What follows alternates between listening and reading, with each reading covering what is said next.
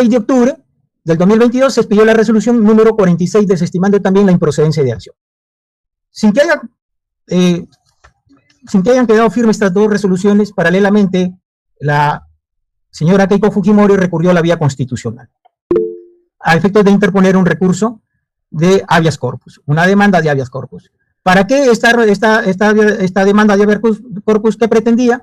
Que se declaren nulas las resoluciones antes mencionadas que habían desestimado sus recursos de improcedencia de acción. Además, pedía que se declare nulo el auto de enjuiciamiento de fecha 30 de noviembre del 2023, porque en ese entonces ya se había dispuesto un auto de enjuiciamiento para que el proceso vaya a juicio oral. Y también solicitó que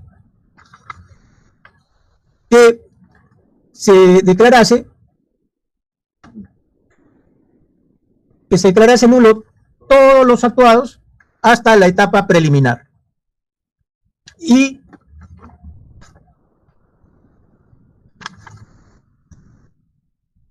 con relación a ello, en vía constitucional y agravio, el Tribunal Constitucional resolvió lo siguiente, que aquí es donde parte todo el quid del asunto. Por favor, me podrían poner el pronunciamiento del TC es lo siguiente. Dice, respecto del habeas corpus que plantea la señora Keiko Fujimori. Dice, declárese fundada la demanda de habeas corpus. Dice, declarar nulas y sin efecto la resolución 35 y 46, que estaban referidas justamente a las secciones de improcedencia de acción que fueron desestimadas. Improcedente la resolución número 110 por sustracción de la materia, que era justamente la que estaba pidiendo que se declarara nula esa resolución que había dispuesto que se pasara a juicio oral. Y la declaran improcedente porque había sustracción de la materia, en tanto de que ya anteriormente ya la habían declarado sin efecto, la habían dejado sin efecto. Por eso que la declaran improcedente ese pedido. Y cuarto, sin efecto todos los actos precedentes del proceso seguido desde el inicio de las investigaciones preliminares, incluida la nueva acusación de fecha 2 de julio del 2025, tramitados en la carpeta principal y sus acumulados. Disposición, este mandato constitucional, señores magistrados, la que dispone dejar sin efecto todos los actos precedentes del proceso seguido desde el inicio de las investigaciones preliminares, va a entender, señor magistrado, que el Tribunal Constitucional deja sin efecto el proceso penal y lo deja en el estadio de investigaciones preliminares.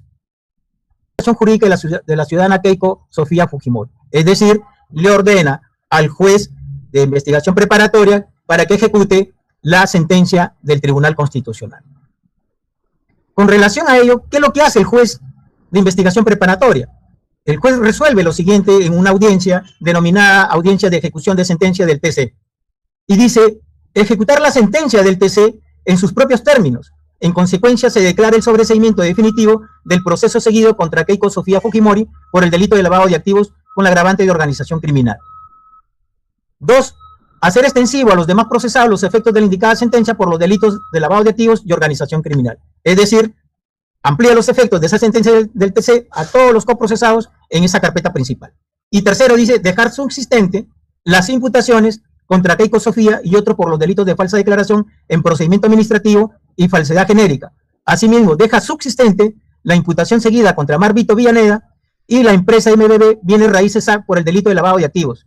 Y devuelve el requerimiento mixto de fecha 2 de julio del 2025 para emitir un nuevo pronunciamiento respecto a los extremos subsistentes. Aquí viene el problema, señores magistrados, en materia de cuestionamiento por parte del Ministerio Público en su recurso de apelación. Quiero dejar sentados, señores magistrados, que el Ministerio Público en este recurso de apelación no hace ni tampoco va a hacer cuestionamiento a lo que decide el TC. Esto es, si los hechos constituyen delito, no constituyen delito, si el TC se equivocó al decir de que se estaba diciendo que era receptación de dinero para meterlo a la campaña de las campañas de la señora Keiko Fujimori. Nada de eso. El tema es netamente procesal, señores magistrados, netamente procesal, vinculado a la ejecución de la sentencia del TC. Y ahí van los cuestionamientos. Primer agravio, señores magistrados. La recurrida contiene motivación incongruente. Y digo que tiene una motivación incongruente porque, como hemos visto, el juzgado dice que ejecuta la resolución del Tribunal Constitución en sus propios términos. Si ejecuta la resolución en sus propios términos, señores magistrados, ¿qué debe tenerse en cuenta o qué debió tener en cuenta el juez? Que el estadio procesal en que había dejado el Tribunal Constitucional el proceso era investigación preliminar. No lo deja en el estadio de etapa intermedia. Porque el Tribunal Constitucional, como muy bien lo señalé, en el punto 4 de su decisión, dice dejar sin efecto todos los actos precedentes del proceso, todos los actos del proceso seguido desde el inicio de las investigaciones preliminares, incluida la nueva acusación. Es decir, el juez de investigación preparatoria, señores magistrados, al decir que está ejecutando en sus propios términos, que hay una evidente contradicción. Porque mínimamente lo que debió haber hecho el juez es evaluar si es que le correspondía ejecutar o no la decisión en los propios términos del Tribunal Constitucional. Esto es de que había dejado sin efecto todo el proceso penal, hasta la investigación preliminar. Es decir, ya no tenía competencia el juez para pronunciarse, más aún respecto a un sobreseimiento de los actuados. Porque quien tenía competencia en todo caso era la Fiscalía, como más adelante lo voy a sustentar. Pero además, la resolución impugnada mantuvo una etapa intermedia inexistente, pese a que el proceso penal quedó nulificado por mandato constitucional. En efecto, señores magistrados, si el Tribunal Constitucional le dice, resuelve, diciendo nulo todos los actuados, todo lo actuado hasta la etapa preliminar, quiere decir que ya no hay proceso, ya no hay etapa preparatoria, ya no hay etapa de etapa intermedia. Entonces, ¿sobre qué dispone sobreseimiento el juez? Sobre nada, sobre algo que ya había declarado nulo el Tribunal Constitucional. Entonces, es la incongruencia del juez de decir, ejecuto la resolución en los propios términos del TC. Los términos del TC era haber declarado nulo. Entonces, en ese sentido, debió haberse pronunciado el juez. Es más, señores magistrados, el juez al menos debió haber hecho un razonamiento y una motivación con relación al tema de por qué era competente. Si el Tribunal Constitucional había dejado sin efecto todo lo actuado hasta las etapas preliminares, mínimamente el juez debió haber motivado por qué motivo era competente y por qué motivos estaba declarando el sobreseimiento. No lo dice. Es más, señores magistrados, en la audiencia que convoca el juez de investigación preparatoria para ejecutar esta sentencia del TC, el fiscal de ese entonces, el doctor José Domingo Pérez, ya hace dos propuestas. Una, que inaplique la sentencia del Tribunal Constitucional porque aducía de que los hechos o los fundamentos del TC no se ajustaban a ley, en el sentido de que para él no había postulado receptación de dinero, sino que él había postulado actos de transacción y colaboración. 2 minutos adicionales para concluir. Por favor, ya. Entonces, con relación a esos dos pronunciamientos, porque también le pide José Domingo al juez que si va a aplicar la sentencia del TC, quien era competente de la Fiscalía y por lo tanto le pide que remita los actuados a la Fiscalía. El juez de investigación preparatoria no hace ninguna motivación y no responde a esos dos pedidos del doctor José Domingo. Ahí hay ausencia de motivación por parte de la sentencia, la resolución del juez. Y la resolución restringe la facultad del Ministerio Público de promover con criterio objetivo el derecho de acción en la fase correspondiente, en tanto que obliga a emitir un pronunciamiento de un proceso penal inexistente, caso Marbito, porque obliga al Ministerio Público a pronunciarse en una etapa inexistente. El juez, como hemos visto, dispone de remitir los actuados de la acusación mixta para que el Ministerio Público se pronuncie respecto a la situación jurídica de Marbito, que es una situación distinta al caso Keiko Fujimori. Oiga, señores magistrados, ¿cómo el Ministerio Público se va a pronunciar si el mismo Tribunal Constitucional había declarado inexistente o dejado sin efecto esa acusación nueva que había planteado el fiscal? Ya no había acusación, ya no había etapa intermedia. Entonces, ¿sobre qué se va a pronunciar el Ministerio Público? Otro punto de nuestro cuestionamiento y nuestro agravio. Conculca la facultad del Ministerio Público para adoptar decisiones en el contexto de indagación preliminar,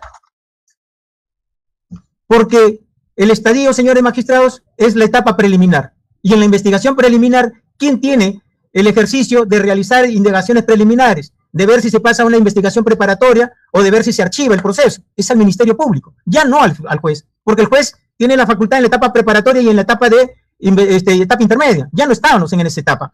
Y finalmente, señores magistrados, tenemos que el juez emitió pronunciamiento sin tener competencia, puesto que el proceso penal ya no tenía eficacia jurídica. Y esto es a raíz de lo que resuelve el Tribunal Constitucional, que retrotrae todos los efectos, todos los actuados hasta la etapa preliminar. Entonces, el juez, en ese sentido, señores magistrados, ya no tenía competencia para efectos de disponer lo que ha resuelto en esa resolución que nosotros estamos impugnando con el recurso de apelación. Es todo, señores magistrados. Y por el traslado de los agravios, defensa técnica de los imputados, en primer orden, abogado de la señora Keiko Fujimori, tiene usted la palabra por igual término. Muy amable, señores magistrados. Esta defensa solicita se declare infundadas las apelaciones interpuestas tanto por el representante del Ministerio Público y de la Procuraduría. Hay una cuestión básica y fundamental de origen aquí. Y resulta que ni el Ministerio Público ni la Procuraduría impugnan ni les reclaman como tampoco lo hicieron en primera instancia, que es una cuestión esencial a saber, que se acate y cumpla con lo ordenado por el Tribunal Constitucional. De ninguna manera. De hecho, aquí ni la Fiscalía ni la Procuraduría apelan a la ejecución propia de la sentencia. De hecho, le reclaman a usted su ejecución. Es más, les acaban de decir a ustedes en esta audiencia hace unos segundos que no están cuestionando la sentencia respecto a que la imputación no constituye delito. ¿Qué cuestionan entonces? Bueno, que lo hubiera hecho el juez de investigación preparatoria y no lo hubiera hecho el fiscal. ¿Qué se pretende con ello, señores magistrados? Lograr, como se dijo en la audiencia de primera instancia, que quien quería trascender en la historia de la justicia era el Ministerio Público y no el Poder Judicial. Señores, esto no se trata de quién quiere ser o no protagonista, sino de reparar y cumplir instancia que quien quería trascender en la historia de la justicia era el Ministerio Público y no el Poder Judicial. Señores, esto no se trata de quién quiere ser o no protagonista, sino de reparar y cumplir lo que ya estableció el Tribunal Constitucional por el grave daño que se le generó a mi patrocinada con una sentencia que hoy en día, por propio reconocimiento de la Fiscalía y la Procuraduría, tiene condición y calidad de cosa juzgada. Hay una cuestión básica aquí. Si se acepta que los hechos no son delito, entonces, ¿qué objeto tendría retrotraer el caso? Todos sabemos que la retroacción solamente tiene sentido si es que aún existiera una pretensión punitiva viable.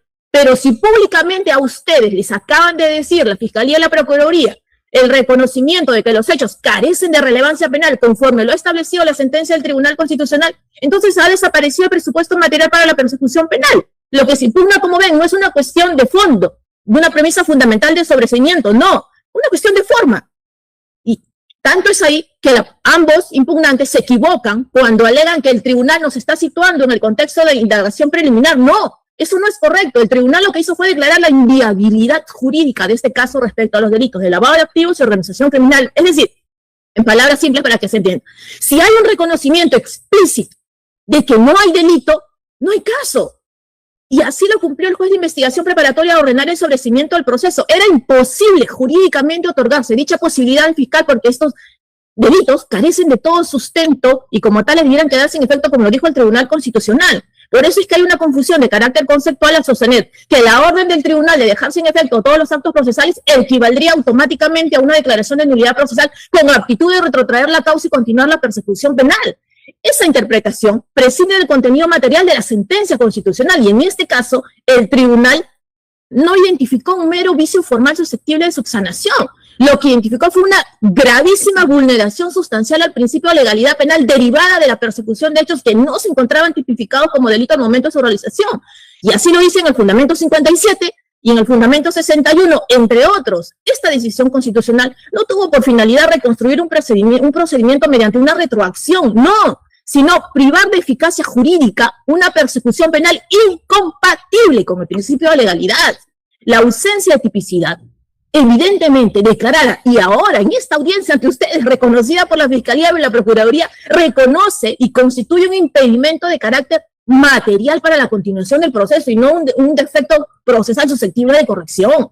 No se puede corregir, señores magistrados, un error, un defecto procesal, toda vez que son inexistentes al no estar subsumidos en el artículo alguno del Código Penal. Por ende, el juez no estaba haciendo un control autónomo de nulidad procesal, sino lo que hizo fue ejecutar conforme se le ordenó, porque eso sí no quiere ver la Fiscalía y la Procuraduría en el punto 5 de la sentencia constitucional, un mandato constitucional que le era vinculante.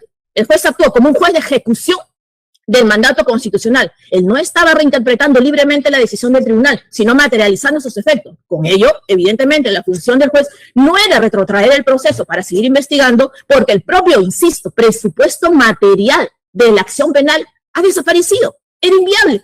El sobreseimiento, entonces, fue la consecuencia procesal necesaria de la decisión constitucional respecto de los delitos de organización criminal y lavado de activos, porque si carecían evidentemente de relevancia penal por ausencia de tipicidad, no existe objeto válido sobre el cual debía continuarse el proceso, y así lo estableció el propio magistrado. Por ello es que no debe confundirse, y ahí yo creo que hay otro error de confusión, la titularidad del ejercicio de la acción penal atribuida al Ministerio Público con la potestad jurisdiccional de controlar la viabilidad constitucional y legal a la persecución. El sobreseimiento constituye, evidentemente, en este contexto, un acto jurisdiccional y no una facultad exclusiva del fiscal, toda vez que eso solo requiere tanto control como la decisión de ello lo tiene la judicatura competente. Por eso, con esto termino, lejos de invadir las competencias del Ministerio Público, lo que el juez de investigación preparatoria hizo, ejecutó de manera coherente y efectiva el mandato del Tribunal Constitucional. Es más, señores magistrados, es contradictorio que de un lado se les reconozca a ustedes públicamente la calidad de cosa juzgada de la sentencia del Tribunal Constitucional que declaró vulnerable el principio de legalidad penal y a la vez les soliciten retrotraer el proceso.